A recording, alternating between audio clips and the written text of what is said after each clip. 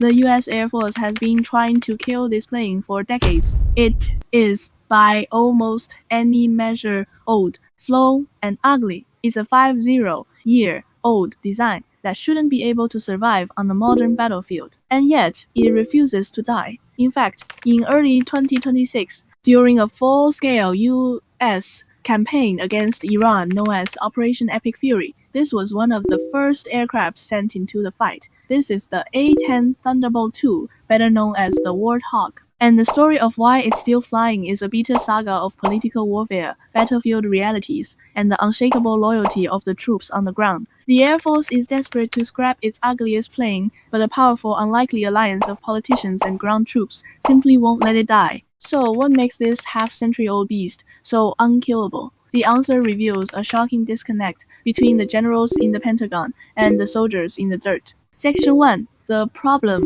the push to retire. To understand why the Warthog is so hard to kill, you first have to understand why the Air Force wants it dead. And on paper, their argument makes perfect sense. The A-10 was designed in the 1970s for a single purpose, to kill columns of Soviet tanks that were expected to pour through the Fulda Gap in Germany. It's not stealthy, and by jet standards, it's slow. Air Force leaders have argued for years that in a high-end conflict against a peer adversary like China, with its sophisticated air defenses, the A-10 would be a sitting duck. The official plan is to move towards a more advanced multi-role fleet. The future, according to the top brass, belongs to jets like the F-35 Lightning II. The F-35 is a technological marvel, a stealthy, fifth-generation fighter packed with advanced sensors and capable of performing a dozen different missions. The logic is that every dollar and every mechanic spent keeping the 50-year-old Warthogs flying is a dollar not spent on the F-35, the F-15EX, or the next-generation B-21 Raider bomber. This push isn't new. The Air Force has been trying to retire the A-10 since at least 1984, the same year production ended. Every few years, the Warthog finds itself on the budgetary chopping block. Most recently, the Air Force fiscal year 2026 budget proposal announced a dramatic acceleration of its plans, seeking to divest the entire remaining fleet of 162 A-10s that year. The service had already begun winding down depot-level maintenance and had graduated its last-ever class of new A-10 pilots. It seemed, finally, that the end was here. The argument was clear. The A-10 is a single-mission relic, and its budget is needed for the wars of the future. But the war of the present had other plans. Section 2. The solution, Part 1. The unmatched capability. The reason the A-10 survives is because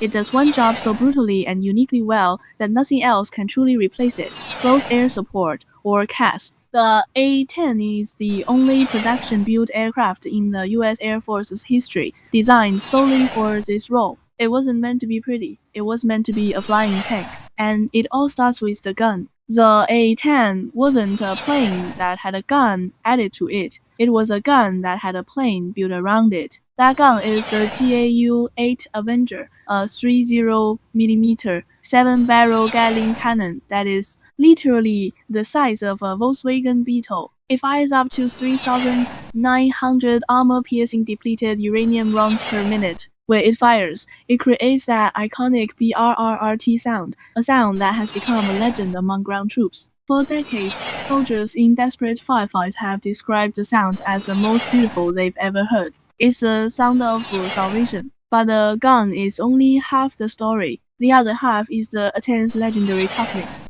The pilot sits in a 1,200-pound titanium bathtub that can withstand direct hits from armor-piercing projectiles up to 23mm. Its flight control systems are doubly redundant, with two hydraulic systems backed up by a manual mechanical system, allowing the pilot to fly and land even with a total loss of hydraulic power. The engines are mounted high and far apart on the rear fuselage, shielding their heat signature from ground-based missiles and making it unlikely a single hit can take out both. The plane is designed to fly home with one engine down, a tail missing, and massive holes in its wings. There are countless stories of A-10s returning to base riddled with bullet holes, looking like they'd been through a meat grinder, yet safely delivering their pilot back home. This survivability lets the Warthog do things other, more fragile jets can't. It can fly low and slow,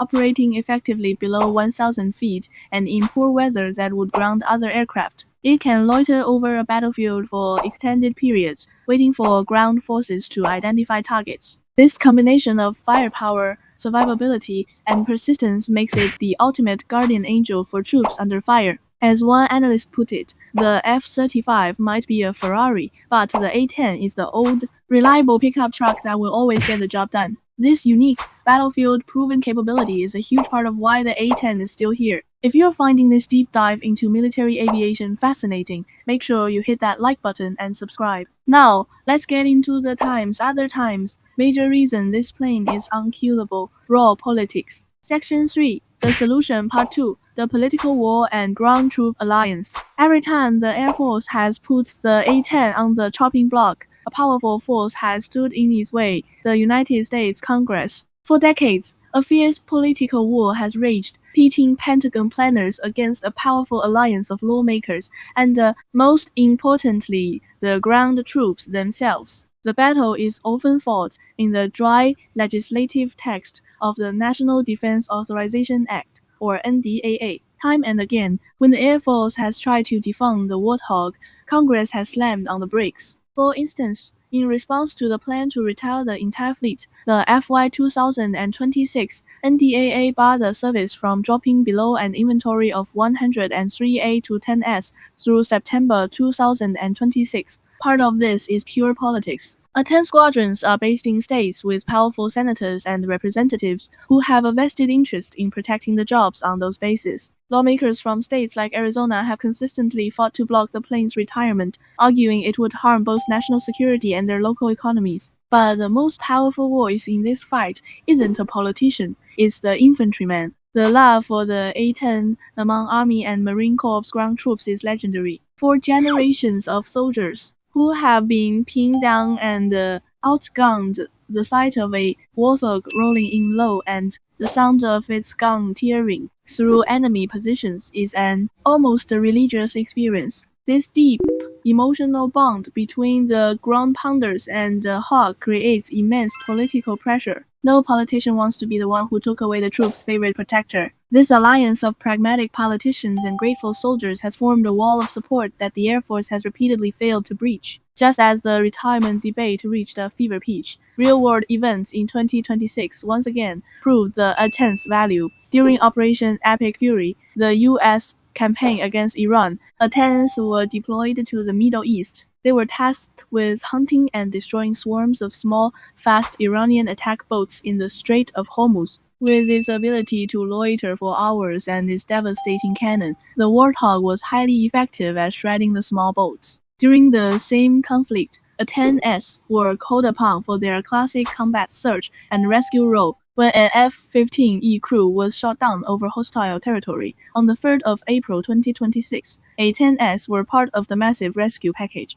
In the intense effort to recover the airmen, one of the A-10s was hit by enemy fire and went down, though the pilot was successfully rescued. These combat missions made retiring the plane politically impossible. Shortly after, on the 20th of April 2026, the Air Force Secretary announced a stunning reversal. The A-10 would be extended through 2030. The official reason given was to preserve combat power while the defense industrial base ramps up production of newer aircraft. Ongoing upgrades, like testing for the ability to carry up to 16 modern, precision-guided small-diameter bombs, have only increased its flexibility. And then there's the matter of cost. While figures vary, flying an A-10 costs around $20,000 per hour. The F-35 over $42,000 per hour. In conflicts where stealth isn't a necessity, using a Warthog is simply a more economical choice. So why does the U.S. refuse to retire the A-10?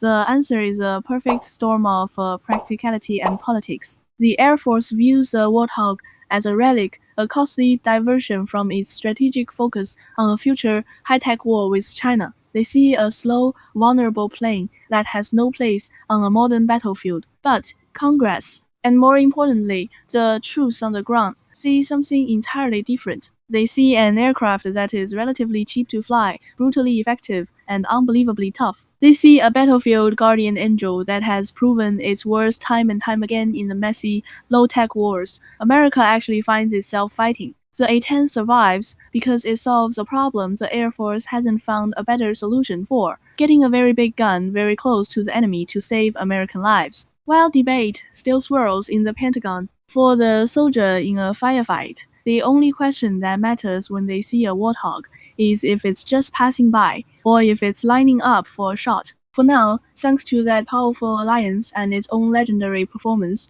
the Warthog will keep flying.